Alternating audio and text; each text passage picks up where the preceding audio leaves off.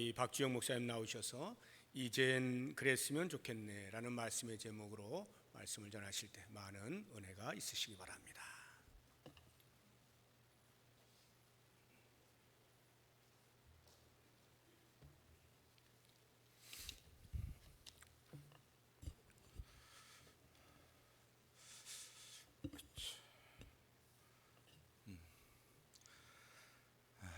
여러분 반갑습니다. 우리 옆에 분들과 한번 이렇게 인사 나눌까요? 영상으로 예배 드리시는 분들도 가족분들과 한번 이렇게 인사 나누십시오. 샬롬, 샬롬 이렇게 인사 나누셨으면 좋겠습니다. 가족끼리도 잘 인사를 못하지 않습니까? 안 하죠. 가족들끼리는 거의 생존만 그냥 생사 여부만 확인하고 살고 있는 게 우리의 삶인데 예배 시간만이라도 우리가 인사하고 지냈으면 좋겠습니다. 추운 겨울에 그것도 코로나 시국에 여러분들 열심히 살아가시느라 얼마나 수고가 많으십니까? 우리가 열심히 애를 쓰며 살고 있지만 세상은 좀 나아질 기미가 보이지 않고 점점 더 어렵게만 흘러가고 있는 것이 사실인데, 자, 이러한 때에 우리가 그리스도인으로서 어떻게 살아가야 하는지, 그리고 사회 구성원으로서 어떻게 살아가야 하는지 우리가 오늘 예배를 통해서 한번 그 하나님께서 우리에게 주시는 그 해답을 함께 생각해 보고자 합니다. 이 코로나 사태가 1년 이제 좀 있으면 곧 1주년을 많이 맞이하게 되겠지요. 1년을 한 해를 지나가면서 계속해서 좋아졌다가 나빠졌다가 지금은 더 나빠지고 내년에는 또 어떻게 될지도 모르는 백신이 나왔다고 하지만 이것이 이제 통용이 돼야 또 우리한테까지 오는 것 아니겠습니까? 그래서 한치 앞을 알 수 없는 시대에 그렇다면 우리가 그리스도인으로서 좀 전에 말씀드렸던 것처럼 그리스도인으로서 사회 구성원으로서 어떻게 살아가야 하는지, 계속 우리가 이 사회 속에서 불안해하고 있을지 아니면 이 불안함 속에서 또 새로운 소망과 희망을 또 어떻게 우리가 바라볼 수 있는지 또한 이 말씀을 통해서 같이 생각해 보고자 합니다. 오늘 본문은 여러분들 모두가 아시는 것처럼 예수님과 수가성 여인, 사마리아 여인과의 그 만남의 장면입니다. 우리에게는 우물가의 여인으로도 이제 많이 알려져 있죠. 그래서 예수님께서 이제 사마리아를 지나가게 되실 때 이제 그곳에서 만난 여인과의 그 대화입니다. 그래서 우리는 이 예수님과 이 여인과의 만남을 통해서 이 여인이 예수님을 만나서 새로운 삶을 얻었구나, 또 새롭게 변화되었구나 이렇게 알고 있습니다. 그리고 그것이 맞습니다. 그러나 우리가 그것뿐만이 아니라 또 우리가 생각해 볼 수 있는 것이 있는데 그것이 바로 예배입니다. 예수 그리스도께서는 이 우물가의 여인, 수가성 여인에게 참된 예배에 대해서 이제 알려주시게 되고, 그리고 그것은 그 여인에게 뿐만 아니라 오늘을 살아가는 우리에게도 예수 그리스도께서 그 예배에 대한 올바른 가르침을 주시는 것을 우리는 이 말씀을 통해서 알 수 있어야 되겠습니다. 예수님께서 이 여인과의 만남 굉장히 우연처럼 만나게 되죠. 이제 예수님께서 이 사마리아를 지나가게 되시다가 이제 목이 말라서 우물가에 앉아 계십니다. 이제 피곤하기도 하고 목도 마르고 그래서 이제 우물가에서 이제 쉬게 되시는데, 그때가 이제 오늘날의 시간으로 정오 12시에 해당하는 시간입니다. 이 중동의 12시, 저는 가보지 않아서 모르겠습니다만 얼마나 뜨겁겠습니까? 태양이 장렬하고 정말 모든 것을 말려버릴 듯한 그런 뜨거운 시간 아니겠습니까? 그런 시간에 여인이 홀로 물을 기르러 옵니다. 당시에 이 아낙네들은 이 이른 아침에 물을 떠갔다고 합니다. 왜냐하면 태양이 너무 뜨거우니까. 그래서 이른 아침에 물을 기르고 또 하루를 시작하는 그런 삶을 살았는데, 이 여인만 유독 낮 12시에 뜨거운 태양 아래 물을 기르러 오게 됩니다. 그리고 예수님과 그곳에서 조우하게 되죠. 그래서 예수님께서 이 여인에게 나 물 한 잔만 달라, 목마르니까 물 한 잔만 달라 이렇게 얘기를 하는데, 이 여인의 반응이 굉장히 날카롭고 차갑습니다. 여인이 그러죠. 딱 보아하니 당신은 유대인이고 나는 사마리아인인데 어찌 사마리아인인 나에게 말을 건네십니까? 라고 그렇게 운을 뗍니다. 여인의 이 말 속에는 이 유대인들과 사마리아인들의 어떤 그 갈등을 담고 있지요. 유대인들과 사마리아인들의 이 갈등은 뭐 1, 2년 한두 해의 문제가 아니라 굉장히 오랜 시간 지속된 그런 민족적인 갈등이었습니다. 이들의 갈등은 이제 솔로몬 시대로 거슬러 올라가죠. 솔로몬 시대에 이스라엘이 분열되지 않았습니까? 남유다와 북이스라엘, 그리고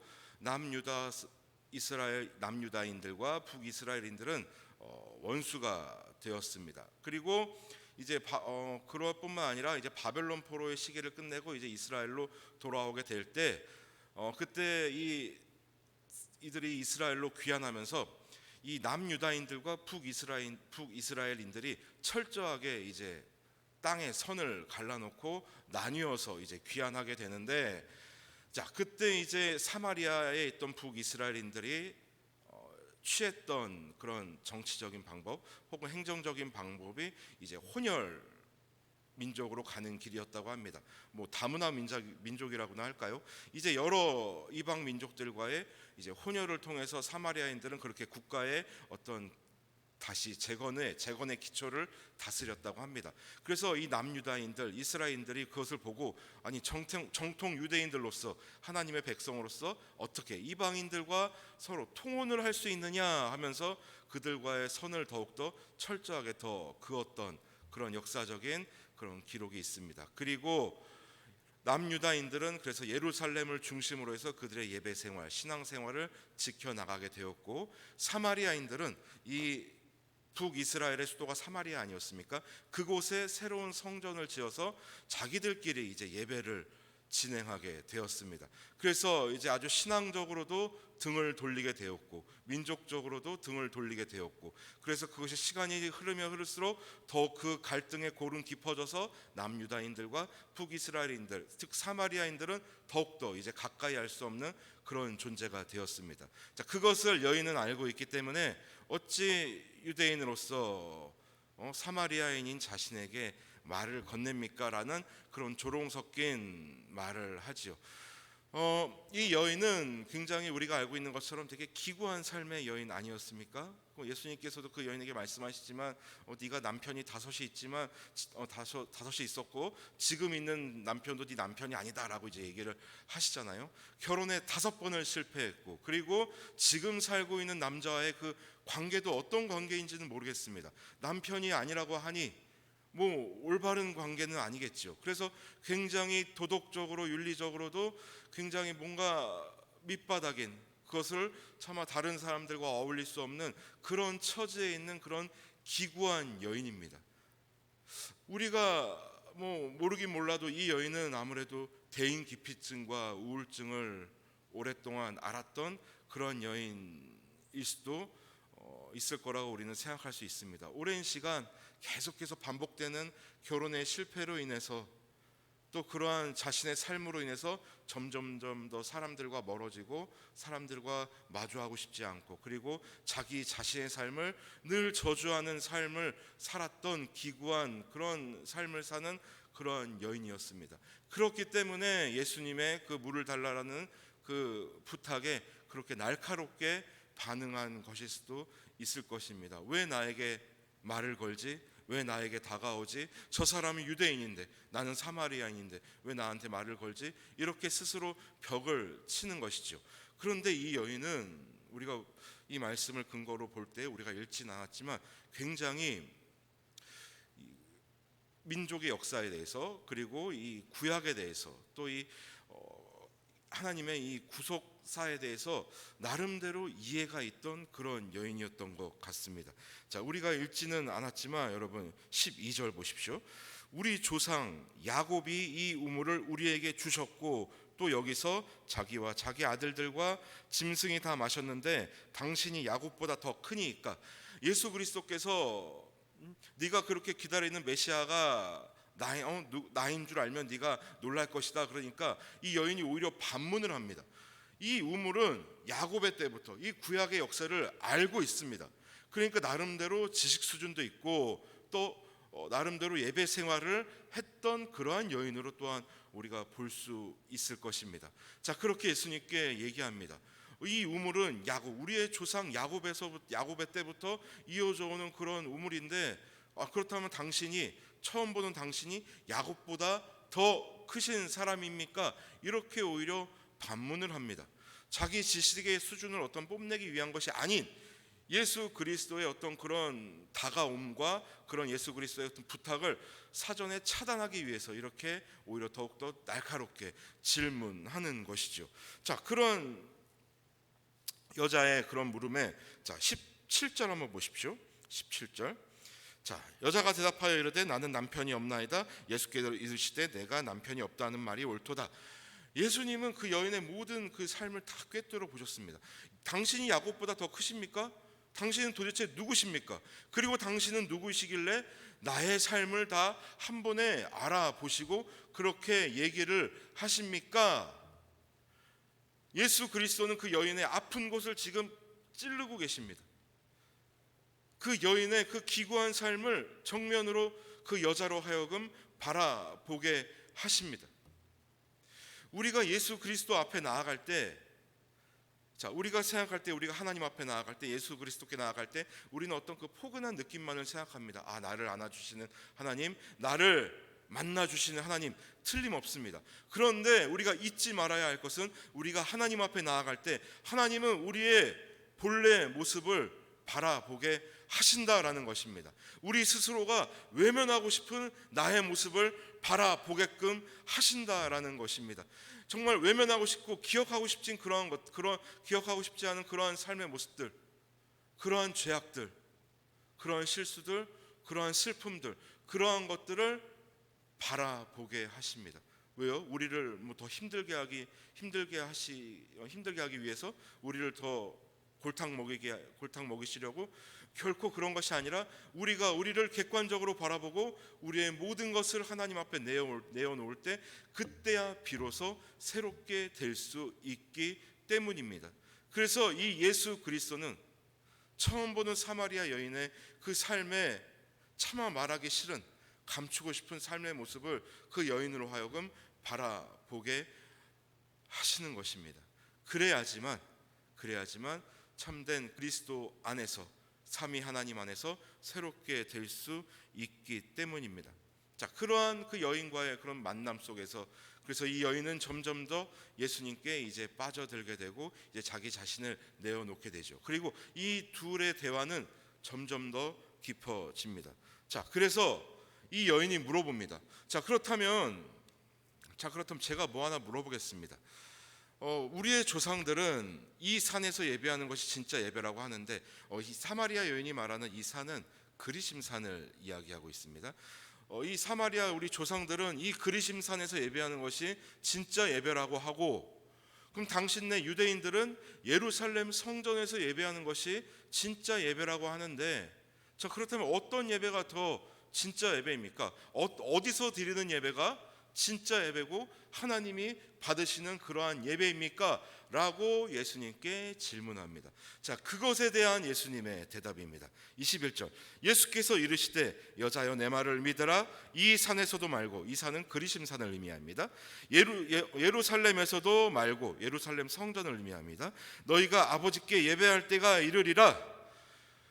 너희들이 그동안 사마리아 성전에서 예배했던 것들, 그리심산에서 예배했던 것들, 예루살렘 성전에서 예배했던 것들, 그렇게 너희들이 예배하고 있는데, 그런데 너희가 아버지께 예배할 때가 이르리라. 이미 예배하고 있었는데 또 예배할 때가 이른다는 말, 이게 대체 무슨 말인가? 궁금하지 않습니까? 계속 우리는 예배 드려 왔는데, 계속 당신네들은 예루살렘 성전에서 예배드려 왔고 우리는 그리심산에서 계속해서 우리 나름대로 예배드려 왔는데 예배 드릴 때가 온다고? 그럼 무슨 말이지? 지금껏 우리가 드렸던 예배는 다 무효란 말인가? 지금껏 우리가 드렸던 예배는 예배가 아니란 얘기인가? 자, 예수님의 대화를 우리가 좀 더 주의 깊게 바라볼 필요가 있습니다. 자, 22절 보십시오. 너희는 알지 못하는 것을 예배하고 우리는 아는 것을 예배하더니 이는 구원이 유대인에게서 남이라. 여기서 말하는 유대인은 예수 그리스도를 말씀하시는 것이죠. 자, 지금껏 너희들이 누구에게 예배했는지 생각해 보라라는 것입니다. 너희들이 어떻게 예배했는지 한번 생각해 보라는 것입니다. 너희들이 그리심산에서 열심히 예배했을 것이야. 너희들이 예루살렘 성전에서 열심히 예배했을 것이야. 그런데 너희들이 그곳에서 과연 누구에게 어떤 예배를 드렸는가?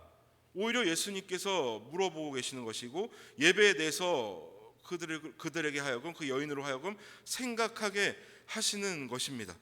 너희들은 이 그리심 산에서만 예배를 드려야 예배라고 생각했느냐? 그렇다면 너희들은 예루살렘 성전에서만 예배하는 것이 진짜 예배라고 생각했느냐? 그렇게 예배를 생각했느냐? 자, 그렇다면 너희들은 예배에 대한 잘못된 생각을 했고 그동안 잘못된 예배를 드려왔다라는 예수님의 그런 지적인 것이죠. 자, 그러면서 예수님의 그 대화는 더욱더 이어지고 있습니다. 자, 22절 보십시오. 23절. 아버지께 참되게 예배하는 자들은 영과 진리로 예배할 때가 오나니 곧 이때라. 자, 너희들이 진짜 예배할 때가 올 텐데, 너희들이 그렇게 목숨처럼 여겨왔던 그 예배, 너희들이 늘 신앙인으로서 지켜왔던 그 예배할 때가 바로 지금이래요. 지금. 이 지금이 언제입니까? 예수 그리스도를 만난 이 지금이 바로 참되게 예배할 때라는 것입니다. 어떻게? 영과 진리로. 그러면서 말씀하시죠. 24절. 하나님은 영이시니 예배하는 자가 영과 진리로 예배할지니라. 너희들이 그리심산이라는 특정 공간에서만 예배 드렸다는 것이 진짜 예배라고 생각했다면, 너희들이 예루살렘 성전에서만 예배 드리는 것이 진짜 예배라고 생각했다면, 자, 내가 이제 진짜 예배가 무엇인지 너희들에게 알려주겠다. 자, 너희들이 진정으로 영과 진리로 예배할 때는 곧 이때라, 바로 지금이다라는 것입니다. 자, 오늘날로 우리에게 적용시키자면 우리가 하나님께 예배할 때 바로 지금이라는 것입니다. 넓게 보면 바로 이 코로나 시국을 살아가는 바로 오늘이라는 것입니다. 그리고 덧붙여서 영과 진리로라는 말의 이 의미는 우리가 숱하게 고백해왔던 말 아닙니까? 우리가 영과 진리로 예배합니다. 영과 진리로 예배합니다. 과연 어떤 의미인지 우리가 좀 생각해 보아야 하는데, 영과 진리로라는 의미는, 여러분, 영과, 하나님은 영이시니까 보이지 않는 분 아닙니까? 그러나 분명히 존재하는 분 아닙니까? 영원하신 분 아닙니까? 그 영원하신 분 앞에 그 하나님을 대면하는 마음으로 나의 영혼을 끌어당겨서, 나의 온 정신을 끌어당겨서, 온 삶을 쏟아서, 그리고 진리로 진정성 있게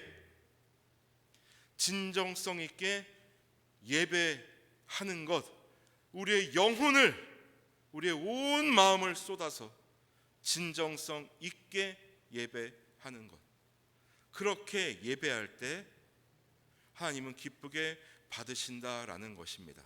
자, 우리는 예배라는 말을 들으면 일단 형식부터 생각합니다. 어떻게 드려야 될까? 무엇을 드려야 될까? 어떻게 할까? 이것이 잘못됐다라는 말은 아닙니다. 그렇다면 우리가 드리는 이 예배 형식을 받으시는 분이 누구냐라는 것을 우리는 잊지 말아야 합니다.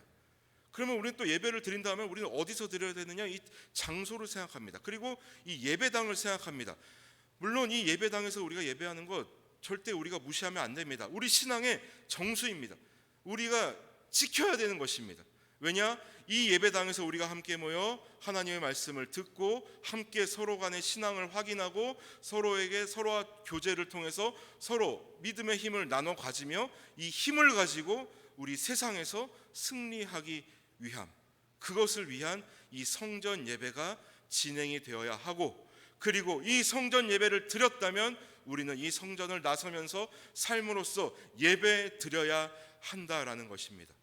그것이 영과 진리로 예배한다라는 것입니다. 여러분, 제 말을 오해하지 마십시오. 그러면 이제부터 예배당에서 예배 안 해도 되겠네, 주일날 안 와도 되겠네, 이런 의미가 아닙니다. 우리의 삶의 예배는 이곳에서만 이루어지는 것이 아니라 우리의 삶의 현장에서 이루어져야 된다라는 것입니다. 그래서 예수님께서는 회당에만 머물러 계시지 않고 직접 당신의 발로 다니시며 당신의 백성의 그 삶의 현장을 찾아다니시며 그들을 만나주시고 그 현장에서 힘을 낼 수 있도록 그들과 함께 하시고 그들과 함께 웃으시고 함께 울으시고 그렇게 살아가셨다라는 것입니다. 여러분, 이 코로나 시대가 너무나 길어져서 우리가 너무나 힘들죠. 신앙생활뿐만 아니라 사회생활에도 제약이 엄청 많습니다. 이제는 교회를 오고 싶어도 올 수 없는 그런 시대입니다. 그래서 온라인 예배가 오르냐, 성전 예배가 오르냐, 자꾸 이러한 말들이 오고 갑니다. 그런데 여러분, 다시 한번 제가 말씀드리지만, 저의 말씀이 아닙니다. 성경의 말씀을 여러분들께 전해드리자면 우리가 예배 드려야 할 때가 바로 이때라는 것입니다. 이때, 바로 이때 누구에게? 삼위 하나님에게 영과 진리로. 그것이 온라인 예배든 성전 예배든 우리가 어떤 상황에든 개의치 않고 우리의 믿음을 총동원하여 우리의 의지를 총동원하여 우리의 삶의 진정성을 녹여서 예배한다면 그 온라인 예배 하나님께서 안 받으시겠습니까? 이 성전 예배 하나님께서 안 귀하게 여기시겠습니까? 제가 언젠가 말씀드렸지만 우리가 그동안 신앙생활 해오고 그동안 우리가 기도해오고 그동안 우리가 숱하게 말씀 봐온 이유가 말씀을 봐왔던 이유가 이러한 어려운 상황에서 우리가 쓰러지지 않기 위함 아니겠습니까? 이러한 어려운 상황에서 함께 모여 예배할 수 없는 상황에서 우리의 신앙을 더욱더 지키기 위해서 우리가 그렇게 신앙생활 해왔던 것 아니겠습니까? 그렇다면 우리가 영과 진리로 예배할 때가 바로 지금이라는 겁니다. 바로 이 시간, 주일뿐만 아니라 일주일 전체가 1년 365일이 아니 나의 일평생이 거룩한 주님의 날로 여기고 죽게 하듯이 그렇게 살아간다면 우리는 참된 그리스도인으로서 영과 진리로서 예배한다라는 것입니다. 예수님께서는 이 사마리아 여인에게 그것을 알려주고 계시는 겁니다. 너가 그렇게 예배에 대해서 궁금했느냐? 너가 정말 너의 삶을 새롭게 살아보고 싶었느냐? 그렇다면 너의 삶을 예배에 집중하거라.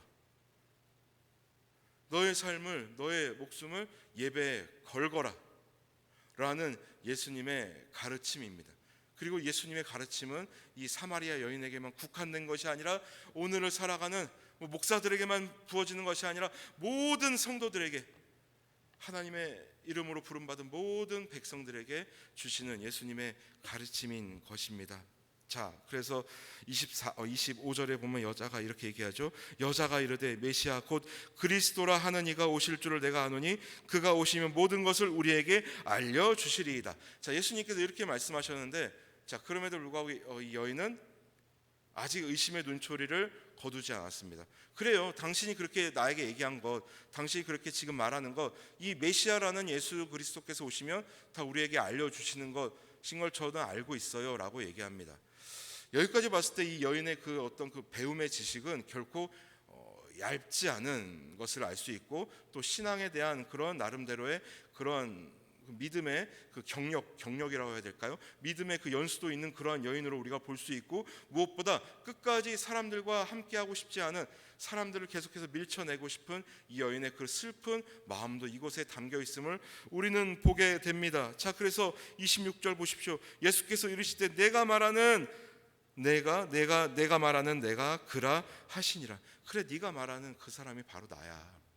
네가 말하는 예수 그리스도가 바로 나야. 네가 그렇게 기대해왔고 고대해왔고 갈망해왔던 그 예배의 주인인 예수 그리스도가 바로 나다라고 이렇게 말씀해 주시는 겁니다. 자, 그럼으로써 이 여인과 그 예수님과의 어떤 대화가 이루어지고 있으면서 대화로 그치는 것이 아니라 그곳에서 진정한 예배가 지금 이루어지고 있습니다.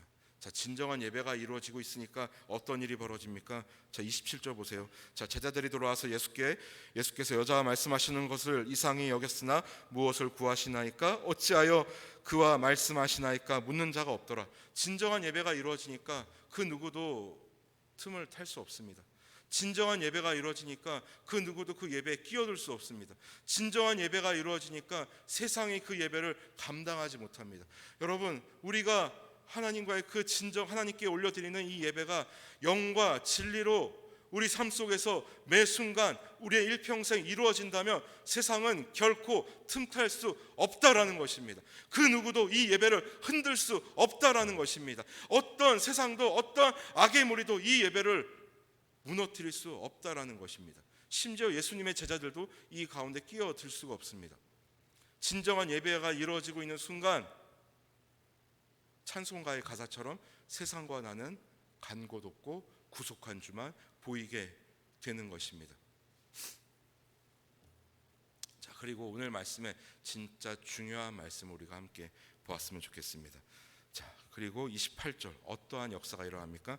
예수 그리스도를 만나고 영과 진리로 드려지는 예배가 무엇인지 알게 되고 그 예배가 이루어질 때 어떤 일이 벌어집니까? 28절 여자가 물동이를 버려두고 동네로 들어가서 사람들에게 이르되 이 물동이는 무엇입니까? 여자의 삶으로 대변되는 그 기구한 인생을 대변하고 있는 그 물동이 아니겠습니까? 매일 결혼에 5번 실패하고 지금 같이 살고 있는 남자도 남편이 아니고 윤리적으로 지탄받고 있고 사회 공동체 속으로 들어갈 수 없고 모두가 손가락질하고 뜨거운 태양 아래 물을 기르러 와야 하는 그 기구한 운명을 대변하는 것이 이 물동이 아닙니까? 여인의 삶으로 대변되는 이 물동이를 버려두고 그동안 나를 가둬왔던 물동이를 버려두고 그동안 나를 옥죄해왔던 그 모든 문제의식과 그 모든 불신앙들과 그 모든 사회적 그런 지탄들과 통념들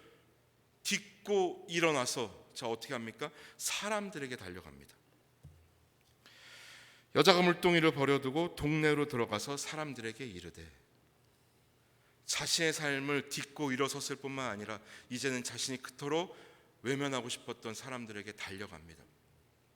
사람들에게 달려갑니다. 삶의 변화가 이루어집니다. 아주 극적인 삶의 변화입니다. 저는 이 여인의 삶의 변화가 바울의 삶의 변화와 참 비슷하지 않나라는 생각이 듭니다. 바울이 다메섹으로 가는 도중 예수 그리스도를 만나고 완전히 고꾸라졌지요. 완전히 고꾸라졌고 눈에 비늘 같은 것이 벗겨지고 이제 3일 후에 새로운 빛을 보게 됩니다. 그리고 바울이 봤던 그 빛은 그동안 자기가 그냥 매일 봐왔던 그런 태양빛이 아니라 생명의 빛이었던 것입니다. 그리고 이 여인도 마찬가지로 자신이 매일 물을 기르러 지나갔던 이 길이 그냥 그 내가 나의 삶을 저주하며 한숨 쉬며 걸었던 그 길이 아니라 예수 그리스도를 만난 길, 참된 예배가 이루어졌던 길, 나의 삶이 변화됐던 그 길이 되었던 것이죠. 그리고 그 길을 통해서 사람들에게 나아갑니다. 그 길을 통해서 예배의 감격을 흘려보냅니다. 우리 함께 예배합시다. 우리 같이 예배합시다. 우리 같이 영과 진리로 하나님께 나아갑시다.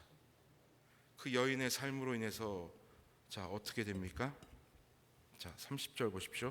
그들이 동네에서 나와 예수께로 오더라.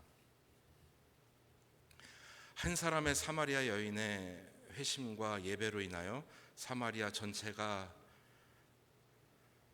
예수 그리스도께로 나아오고 복음의 그 은혜가 흘러 들어가게 되었습니다. 이 여인은 그리심산에서 예배한 것도 아닙니다. 예루살렘 성전에서 예배한 것도 아닙니다. 바로 자신의 삶을 연명해 가는 그 우물가 곁에서 예수님을 만나고 그곳에서 영과 진리로 예배하였습니다. 그리고 그 결과 그 여인의 삶은 송두리째 변화되었고 이제 삶을 저주하던 그 여인의 입술은 복음을 전하는 예배의 감격을 전하는 입술이 되었습니다.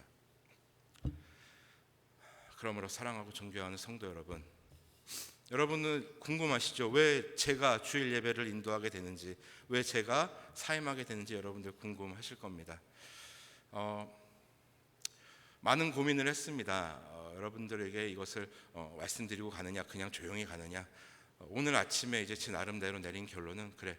제가 4년 동안 함께 했었고 함께 동고동락했던 성도님들이고 많은 사랑을 주셨던 성도님들이시기에 제가 솔직하게 말씀드리는 것이 좋겠다라는 것을 생각하게 되었습니다. 이제 저는 올해로 나이가 42살입니다. 그리고 부교육자 생활을 한 지 이제 15년째입니다. 전도사 생활 포함해서. 그래서 이제 미래를 생각해 볼 때 어떠한 사역의 변화가 있어야 되지 않을까라는 생각을 하게 되었습니다. 그래서 우리 목사님과 면담을 했고, 그래서 그럼 더 나이가 들기 전에 한번 새롭게 이제 마지막 부교육자 생활이다라고 생각을 하고 한번 사역의 변화를 줘보자라는 얘기를 목사님과 지난 여름에 나누었고, 그리고 이 사역의 변화를 주기 위해서 열심히 노력해 왔습니다. 솔직하게 말씀드리면 많은 교회를 지원했었고, 그리고 그 교회로부터 다 이제 거절을 당했습니다. 참 부끄러운 얘기인데 30군데가 넘는 교회를 지원했었고 다 이제 거절을 당했죠. 연락 왔던 교회가 한 군데도 없었습니다. 처음에 10군데 넘어갈 때는 그래 뭐 그럴 수 있지, 20군데 넘어갈 때는 왜 그러지, 코로나 때문에 어려워서 사람을 모시지 않는가 라고 생각했고, 30군데가 넘어가면서 점점 초조해졌죠. 이러다가 진짜 큰일 나는 거 아닌가 라고 생각하고, 이제 마지막 지원을 하고 연락이 없을 때, 자 그때 하나님 앞에 좀 진지하게 저 자신을 돌아보며 이제 기도를 하게 되었습니다. 하나님, 이게 어찌된 일입니까? 하나님, 저를 뭐 안 쓰실 겁니까? 뭐 어떻게 됩니까? 저는 이제 뭐 끝입니까? 뭐 이런 기도를 하나님 앞에 드렸을 때, 하나님께서 그때 저에게 주셨던 말씀이 오늘 20절입니다. 오늘 본문 말씀 21절. 예수께서 이르시되 여자여 내 말을 믿으라. 이 산에서도 말고 예루살렘에서도 말고 너희가 아버지께 예배할 때가 이르리라. 자, 그동안 저는 예배에는 주된 관심이 없었고, 그저 내가 목사로서 일할 곳이 필요했던 것이었습니다. 아주 쉽게 말해서 직장이 필요했던 겁니다. 그냥 밥벌이가 필요했던 겁니다. 그런 마음으로 지원을 했던 것입니다. 자, 그러한 저에게 하나님께서 주시는 말씀, 계속해서 지원이 거부되는 그런 삶을 저에게 허락하시고, 하나님께서 저에게 주셨던 말씀, 야 주영아, 네가 예배할 곳은 저 예배당도 아니고 이 예배당도 아니고 너가 있는 바로 그 자리에서 영과 진리로 나에게 예배했으면 좋겠다. 더 이상 네가 어떠한 타이틀을 가지고 나에게 다가오는 것이 아니라, 여러분, 이 목회자라는 타이틀이 뭐 무의미하다는 것이 결코 아닙니다. 이건 저에게만 국한된 얘기입니다. 여러분, 그렇게 이해해 주십시오. 너가 한 사람의 목사가 아니라 성도로서 영과 진리로 나에게 예배하는 것을 내가 더 늦기 전에 보고 싶구나. 내가 너 그러라고 만난 건데 왜 자꾸만 너는 엉뚱한 것에 힘을 쏟고 있느냐. 굉장히 외면하고 싶은 그런 깨달음이었습니다. 거부하고 싶은 그런 깨달음이었습니다. 여러분, 저는 배운 게 이거밖에 없습니다. 이게 아니면 저는 뭐 할 수 있는 일이 없습니다. 여러분, 사회적으로 그렇습니다. 그런데 하나님께서 끊임없이 저에게 주시는 말씀은 이 산에서도 아니고 저 산에서도 아니고 이 예배당에서도 아니고 저 예배당에서도 아니고, 네가 목사로서가 아니라 한 사람의 죄인으로서, 한 사람의 하나님의 백성으로서 내 앞에 서는 그 모습을 내가 더 늦기 전에 보고 싶구나 라는 그 하나님의 음성을 외면하고 싶었습니다. 그러나 이 절대적인 하나님 앞에 그 누가 숨을 수 있겠습니까? 외면할 수 있겠습니까? 그래서 감정의 그 소용돌이를 가라앉히고, 그 감정의 동요를 가라앉히고 하나님 앞에 진지하게 나아갔습니다. 그렇다면 하나님, 어떻게 하면 되겠습니까? 그렇다면 하나님, 어떻게 할까요? 그때 하나님께서 저에게 보여주신 것이 있습니다. 바로 제 아내와 제 딸이었습니다. 저는 목사임과 동시에, 지금까지 오늘날까지 목사임과 동시에 저는 가장입니다. 한 여자의 남편이고 한 아이의 아빠입니다. 저는 교회를 지키고 하나님의 말씀을 사수하는 것이 저의 사명으로 알고 왔습니다. 그리고 앞으로도 그렇게 살아갈 것입니다. 그러나 제가 지켜야 될 것은 교회와 하나님의 말씀뿐만 아니라 저의 가정도 있었습니다. 지켜야 될 아내와 보호해야 될 아이가 저에게 있었습니다. 그때 제 마음에 드는 것은 용기였습니다. 그래, 내가 뭐라도 못하겠느냐? 내가 무엇을 하든 어디를 가든 내가 못 살겠느냐? 나는 굶더라도 이 두 여자 내가 못 건사시키겠느냐? 그런 용기가 막 생겼습니다. 지금도 그런 용기가 있습니다, 여러분. 지금 여러분 저를 불쌍하게 보지 마십시오. 이 교회 저 교회에서 거절당했다고 해서 아유 어떡하나 불쌍하게 보지 마십시오. 그리고 제가 여러분들께 솔직하게 말씀드리는 또 하나의 이유는, 여러분 제가 아무 말도 없이 그냥 조용히 교회를 나가 보시면은 이제 고생하는 분이 계십니다. 바로 한성숙 전도사님입니다. 다 전화할 거예요. 박종호 목사 왜 나가냐, 왜 나가냐, 왜 나가냐. 그럼 똑같은 말들을 계속 반복하셔야겠죠. 제가 오늘 여러분들에게 말씀드리는 이유는 전도사님 괴롭히지 마십시오. 제가 당사자가 말씀드립니다. 제가 직접 말씀드립니다. 자, 이러한 마음으로 여기까지 왔습니다. 그리고 저는 여러분 지난 1996년도에 예수 그리스도를 만났을 때 저는 목회자로서 저를 부르신 것으로 생각하고 여기까지 달려왔습니다. 그 마음 변함없습니다. 그러나 또 하나의 생각을 해봅니다. 그때 예수 그리스도께서 저를 만나주신 이유는 네가 영과 진리로 예배하는 성도로서 나의 백성으로서 살아가는 모습을 내가 보고 싶구나, 그런 마음으로 예수 그리스도께서 저를 만나주신 겁니다. 그래서 지금 26년이 흐른 지금에서야 그 예수님의 부름에 응답할 수 있게 되었습니다.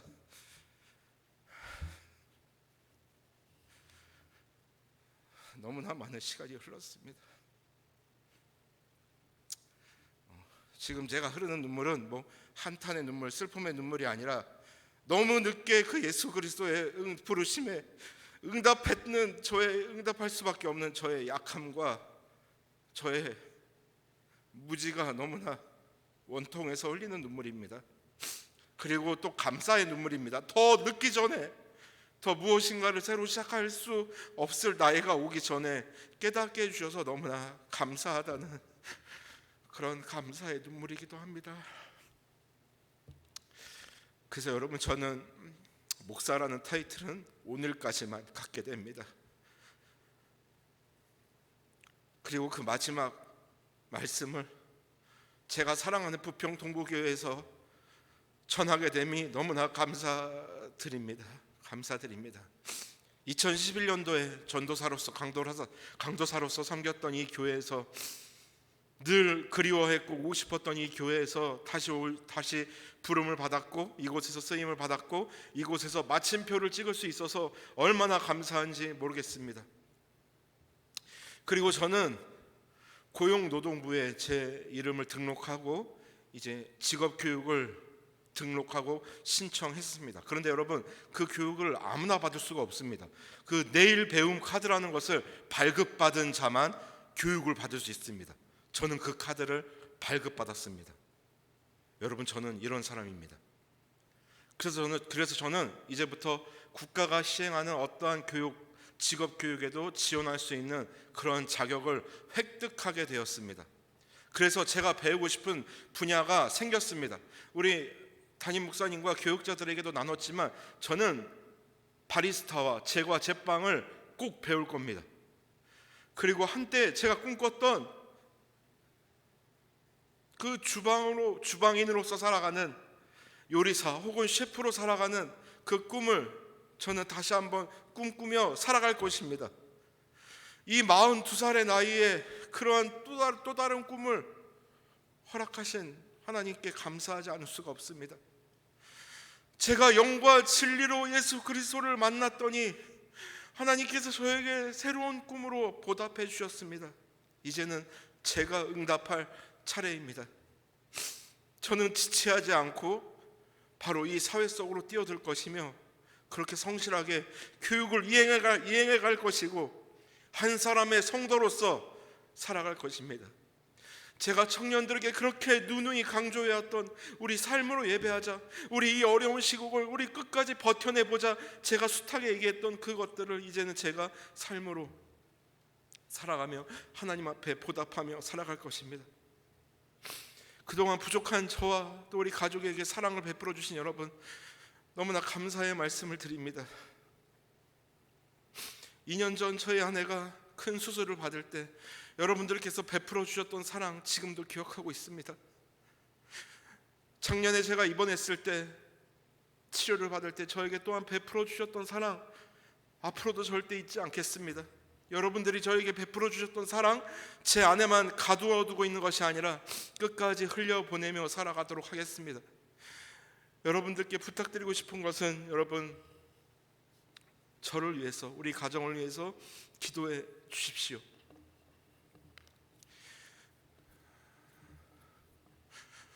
건강하지 못한 부모를 만난 저희 딸 하연이를 위해서도 많이 기도를 해 주십시오.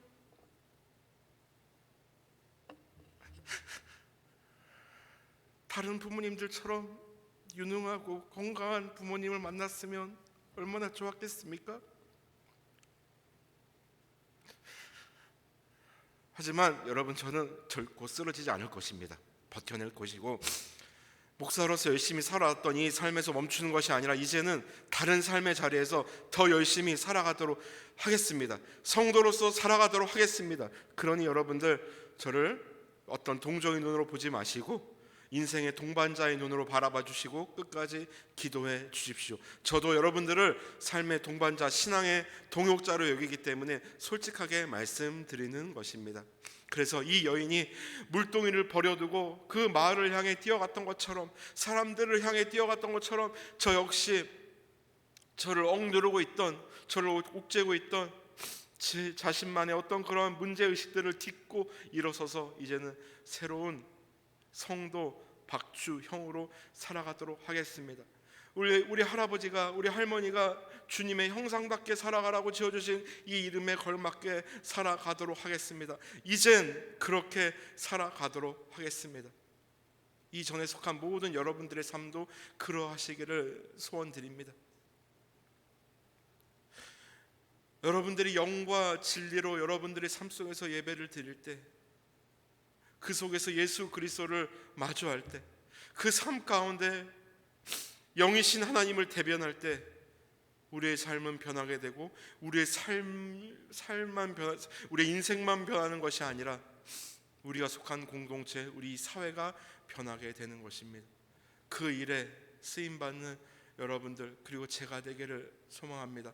저는 비록 목사로서의 삶은 오늘이 마지막이지만 그러나 성도로서의 삶은 오늘이 바로 시작이기에 저는 감사할 수 있고 또한 기뻐할 수 있게 되는 것입니다. 그리고 한 가지 더 부탁드리는 것은 여러분들 청년들을 많이 사랑해 주십시오. 청년들을 위해서 많이 기도해 주십시오.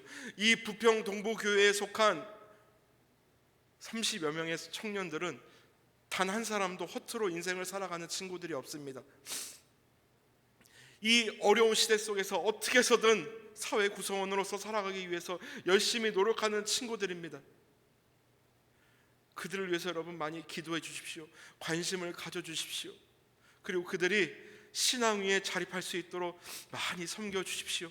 저의 마지막 부탁입니다. 그래서 그 청년들이 이 부평 동부교회의 내일이 되고 이 대한민국의 미래가 되고 하나님 나라의 든든한 기둥이 될 수 있도록 여러분 많이 기도해 주십시오. 그리고 더 많이 사랑해 주십시오.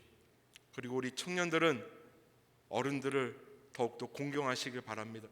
신앙의 선배님들을 깍듯하게 대하시길 바랍니다. 그들의 삶의 발자취가 여러분들의 삶의 등대가 되는 것입니다. 그렇게 신구조화가 잘 이루어지는 우리 부평동부교회가 되기를 소망합니다.